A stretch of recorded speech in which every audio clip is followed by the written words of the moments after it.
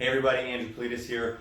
For part 2 of this video series, we're going to compare a HELOC. Okay, so we just talked about using cash, liquid cash to invest in a student rental, and now we're going to use an example of a HELOC. So typically HELOCs are about 4.5% to 5% interest. Okay, so a little bit higher than a typical mortgage, but the benefit is you actually get to write off the interest. Okay, to be fair, when you're using a mortgage on a rental property, you can actually write off that interest as well.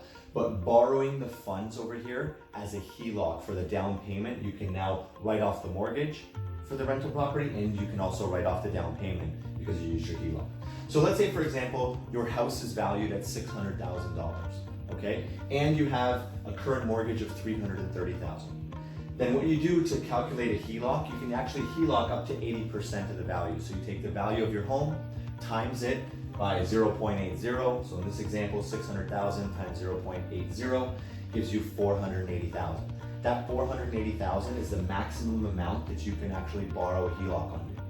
So in this example here, your current mortgage is 330,000.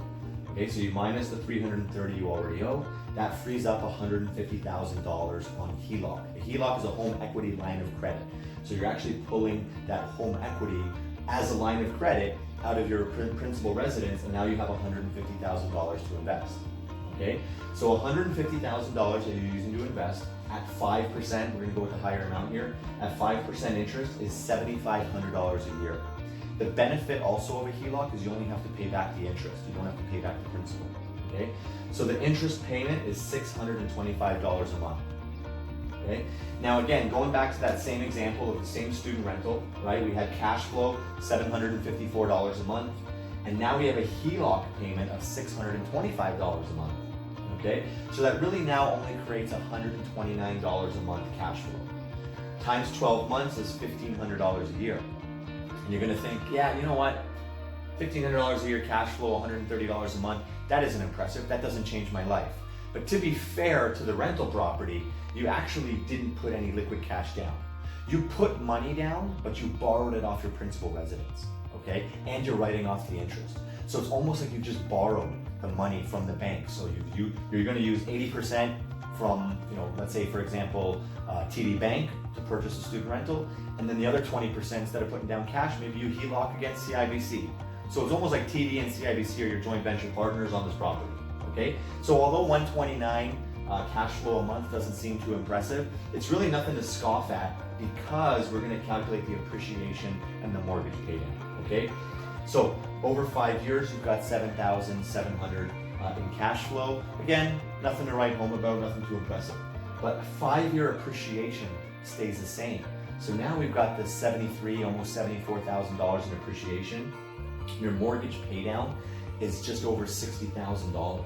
Okay, so your total 5-year net worth increase is $142,000 or $28,000 a year average. In the previous example, it was about $36,000 a year. Okay, so it was about $8,000 a year more in net worth increase. But in this example, you're actually using a HELOC, so you're not having to need to have $142,000 in cash. Okay, so you're making about $28,000. Your student rental property employee, as I like to call it, is making about $28,000 in net worth for you. Okay, plus you get to write off the interest. I'm not going to get into any complicated formulas about the write-off benefits. Okay, so ideally, what you want to do is you want to be able to do this with your rental properties over time. Right? So once you do have a rental property, maybe you already have some rental properties, you can now pull HELOCs, home equity line of credits, out on your rental properties. Okay? So stay tuned for part 3. Part 3, we're going to talk about refinance.